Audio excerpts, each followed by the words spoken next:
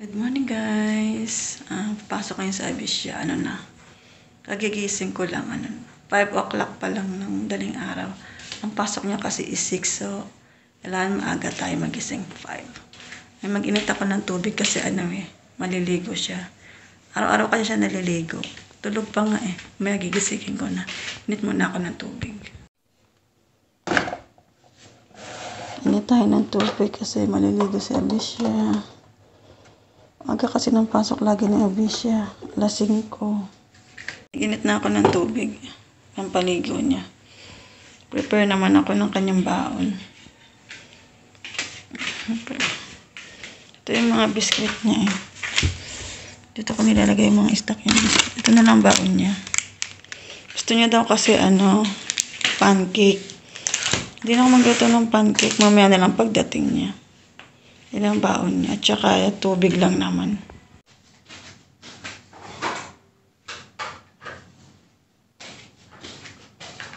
Ilang baon niya Abisya.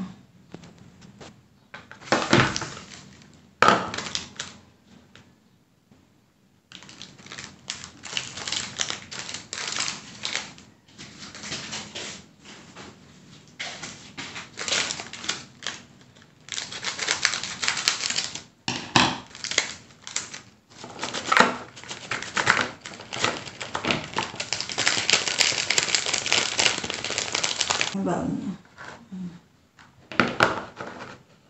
Tsaka tubig. Yun lang yung baon niya, tubig. Kasi pagdating dito sa bahay, nag-i-snack pa siya. Ito na yung baon niya. Wafer, tsaka tubig.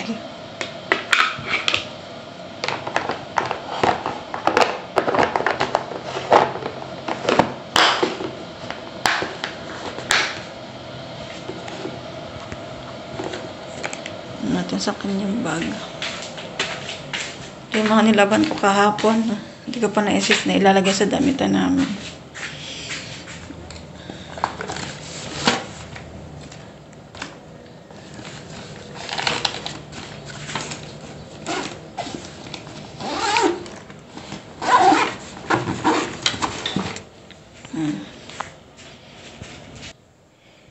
Ayan, sabi siya tulog pa. Anak, gising na. Gising ka na, tanghali na. Maliligo ka pa.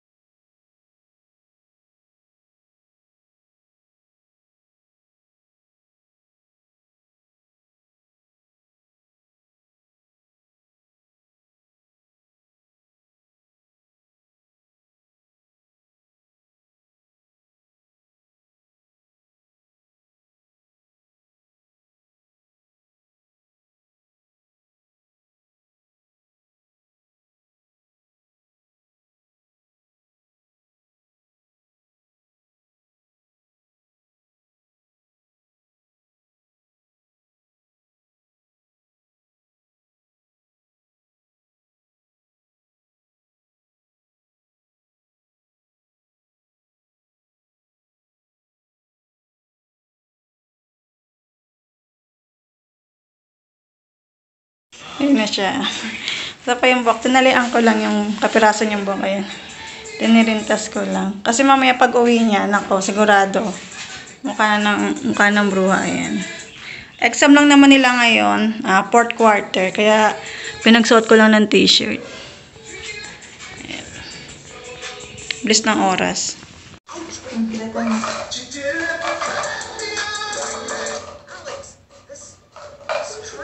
Meron ko na siya ng kanyang vitamins. Ayan. Ano ba vitamins?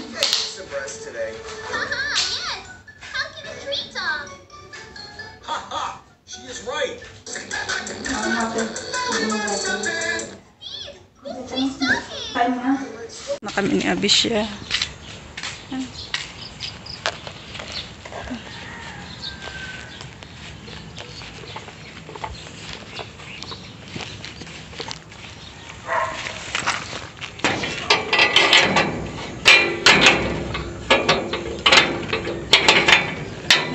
Let's go. Mahali na. Alas 6 na.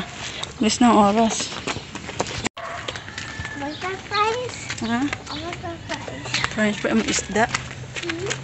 May isda. Sarado pa ang tindahan. Kasi maghahatid pa kay Abi. Maga naman ang uwi nila mamaya. Alas 9. Uwian na nila. Binago kasi yung pasok nila. Gawa ng sobrang init. Dati kasi ang pasok nila ay 7:30 yata yun. Inadya siya ng 6 o'clock. 6 to 9 ang pasok nila. Kasi nga sobrang init. Say hi!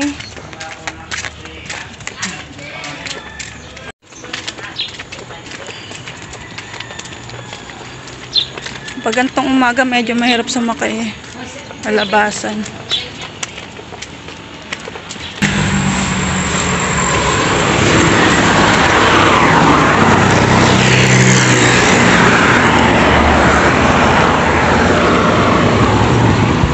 Jeep na.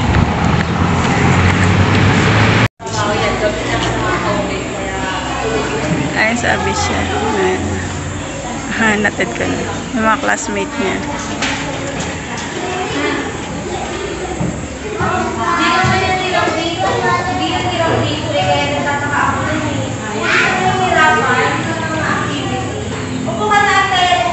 Bahay. Tad ko na sa Abisya. Bukas naman tayo ng amas tindahan. Chuchu. Bukas na ang tindahan.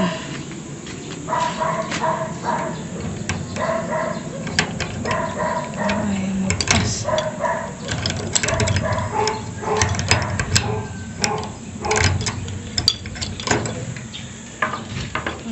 Bukas tayo ng tindahan.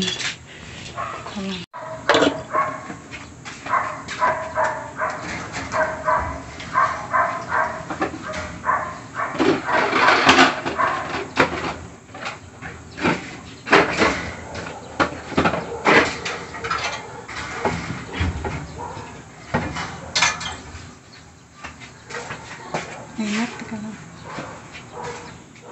Lagyan natin itong karton kasi yung mga biscuit. Di pa ako nakapamalengke kasi may pasok. Nakapamalengke ako tuwing Sabado ako nakapamalengke tsaka Linggo kasi nga maaga ang pasok ni Abisya. Ayan, ang aking tindahan. Wala nang laman. Kailangan na namang mamalengke. Ito mga asong to, ang kukulit. Dami ko ng tubig. Kakapi ako. Gugutom na kasi ako eh. 6:20 pa lang pero nagugutom na kagad ako. Ayan, nagkanin pa naman. Tira kami ni Abisya. Magluto na lang ako ng talong. Tulutuin kong talong. Piprito ko siya. Almusal ko. Tapos mamaya ang ulam namin ay adobong sitaw naman tanghali. Tayo ng talong for breakfast. Tsaka yung rice. Ayan, ininit ko na yung rice. Gutom na kasi ako. Kain tayo breakfast. Ay, kaluto na ako ng ayun, talong. 2 pirasong talong lang yan. Kain. Nagtimpa rin ako ng kape. Ayan. Kain tayo, almusal. Kala ko na play ko na, hindi pa pala. Ang ulam ko ay talong. Hindi kasi ako kumakain ng malansa ngayon kasi nga gawa ng mga nakaraan. Nakalimot kasi ako ng pusa. Sabi nung nurse, wag daw kakain ng mga malalansa. Kaya wala rin kaming vlog ng mga nakaraang linggo. Siguro 3 weeks din ata or mahigit wala akong vlog kasi nga pabalik-balik kami sa Dasma kasi nga nagpapabaksin ako kasi nga doon ako nakaregister ng boto. So pag doon ka kasi nakaregister ng boto sa Dasma, meron silang doon tawag doon.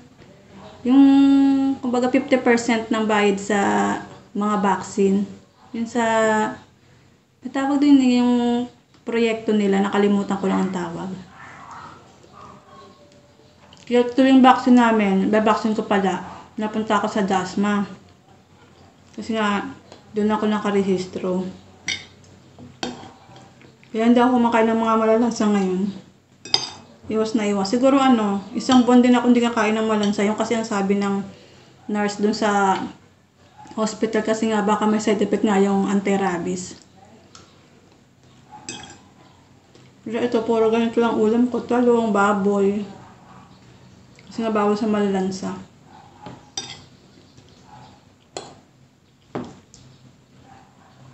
Tsaka busy rin ako lagi sa ni Abisya sa school. Hatid araw-araw, alas 5 ang pasok niya. Tapos alas 5 ang gising ko, alas 6 ang hatid sa school. Pag mamaya-maya, hatid ko na naman siya. Tagyam, susunduin ko na naman. Pagdating sa bahay, magluto. Magbabantay ng tindahan. Lalaba. Wala masyadong upload. Ngayon na ulit nakapag-upload. Nakapag-vlog. Minsan kasi sa tanghali nakakatulog ako gawa ng sobrang ng aga ng gising namin ni Abby. Kaya ngayon, ito lang ulit nakapag-vlog. Pasingit-singit lang sa schedule.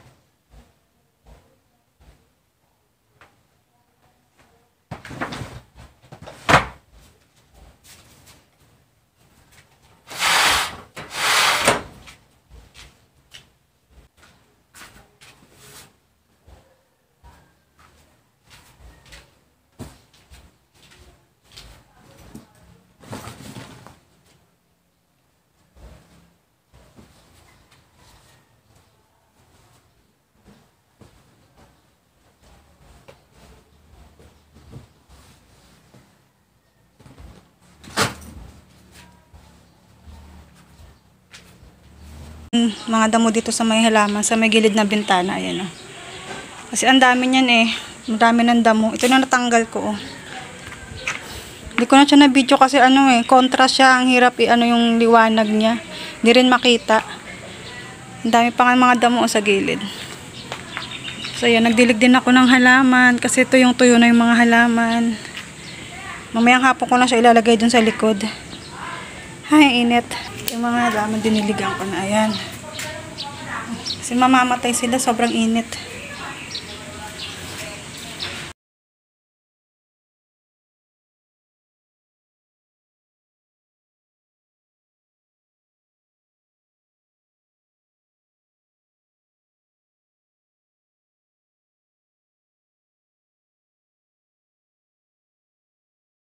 Hi guys, kakauwi lang namin Abisya, kakasundo ko lang galing sa school. Grabe ang init sa labas. Exam nila ngayon, buti maaga siya natapos. Ang init sa labas, maglakad. Hi ka sa kanila. Tagal ka nilang din nakita. Hi. Ano na guys, nasa yung damit mo? Kunin mo yung damit mo. Ang grabe ang init sa labas. Mga nakaraang linggo wala silang pasok eh, ano siguro yun. Almost 1 week sila walang pasok, gawa ng sobrang init niya. Kaya na-adjust yung pasok nila ngayon. Yay! Punta tayo sa Dasma. Pag walang pasok. Yes, bukas Friday na, pahinga na. Yay! Last ano nila bukas, last exam. Ito, dito. Para saan? Likod. Ang init. Ay! Naninig ko yung bones ko. Hindi mo yung bonus. Tapos sabi niya, tsk! Nag-crack. Ay, sando lang kunin mo, anak, ang init. That's fine. Dito. Ulit. Kunin ka sando, sando lang kasang init. Kala ko sando. Sando lang kunin mo kasang init ngayon, Diyos ka. Pakainit. Mga naliligo yung lagi sa Abisya, 5:30 lagi naliligo. Kasi hindi pwedeng di maligo, gawa na ang init. Init talaga.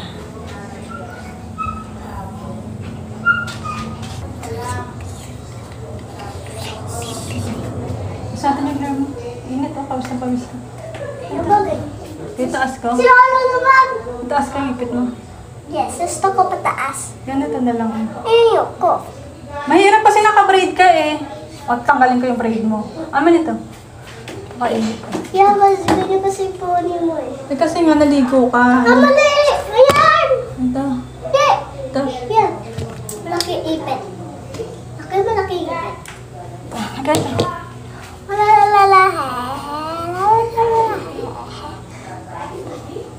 Amawang. Ano? Ito nga tataas ko. Tanggalin ko yung braid. Yung kong braid. Ganda nga. Tanggalin ko yung braid. Kanya daw ng braid. Ano naman, sa likod. Huwag ka naman nagkupit. Ate Joby, wanted ka! Naghanap sa'yo! Ate sa Ate Julie po. Ate Julie, ako na yung kaso ka. Lumabas ka dyan. Bakit? Gusto ko pataas. Mahigpit.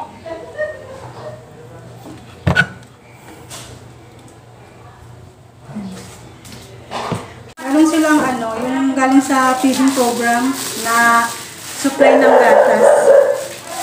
Inom daw siya ng gatas. Kasali kasi siya sa sa feeding program. Meron silang gatas. Nung mga nakaraan, ang bigay sa kanila mga tinapay, gulay, itlog. Ngayon ang mga gatas. 3 piraso yung halaman ito.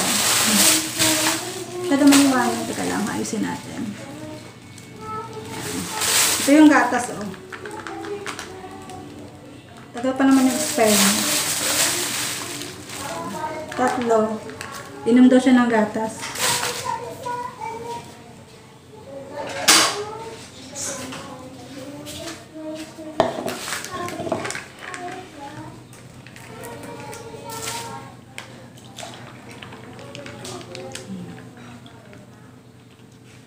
Ako muna titikim bago sa Abisya. Check natin. Baka maya sira na, di ba? Mama, gumagalaw. Tingnan mo, gumagalaw. It's okay lang. Umagin ka naman. Ayun, mamaya ko na lang ayusin. Ito na, gawin mo. Kasi nagtuwad-tuwad ka doon. Ayun na. Amin na ito ng gatas mo. Gusto ko mahigpit. Ha? Amin na. Mahigpit na nga yun eh. Oh. Mahigpit na mahigpit. Tapos sakit. Kasi, Masakit na masakit kasi mahigpit. Yes. Amin na. try ko. Yan. Yan. Hindi na. Oh, met mo! Oh! Takbo na ng takbo at mainit.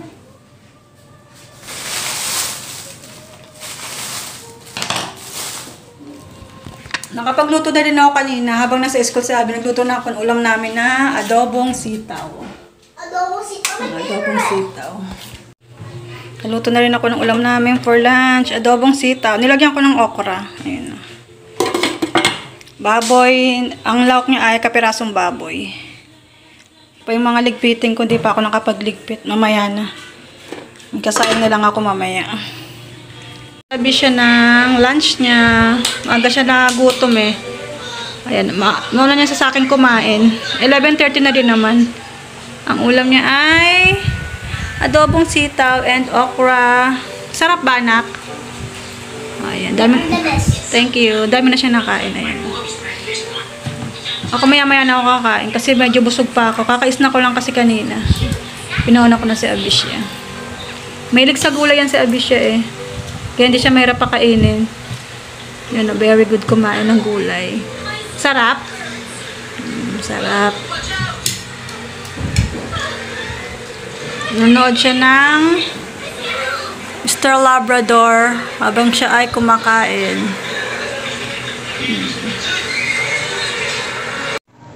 Kain tayo guys, lunch. Si Abby, takatapos lang kumain. Ako naman ngayon kakain. Ang ulam ko ay itong tira kayo ng umaga na talong. Tsaka yung corn beef. Ayan, tira namin kagabi. Kainin ko kasi sayang. May ako kain ng adobo. Dahil pa kasing tira eh. Ubusin ko muna. Sayang naman.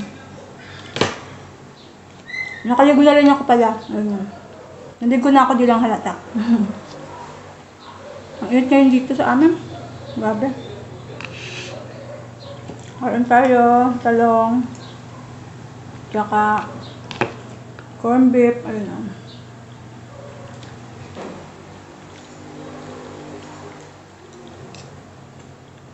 Kasi mamaya inom ako ng gamot.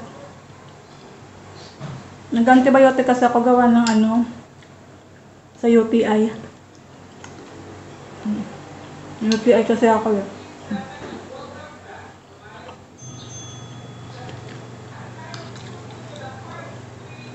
Kailangan ko kumain sa maliit ayan.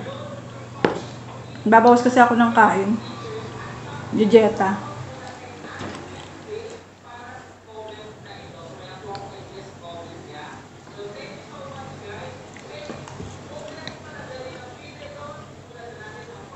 Medyo ngayon ang panahon dito sa amin, makulimlim na mahangin, di ko maintindihan kung uulan, kaya napakainit. Ilang araw ng ganito ang dito sa amin eh, ang panahon. Pero hindi naman na ulan. Ganito lang, kaya malinsangan, ang init.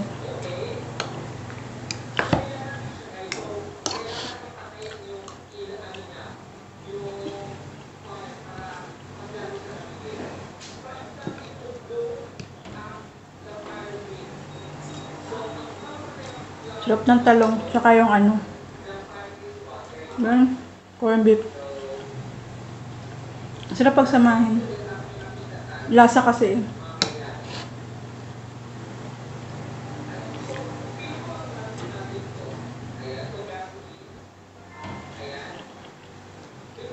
Kinuha ko lang yung sahog ng baboy sa giniling. Ay sa adobong sitaw. Kasi sabi hindi mo nang kain ng baboy.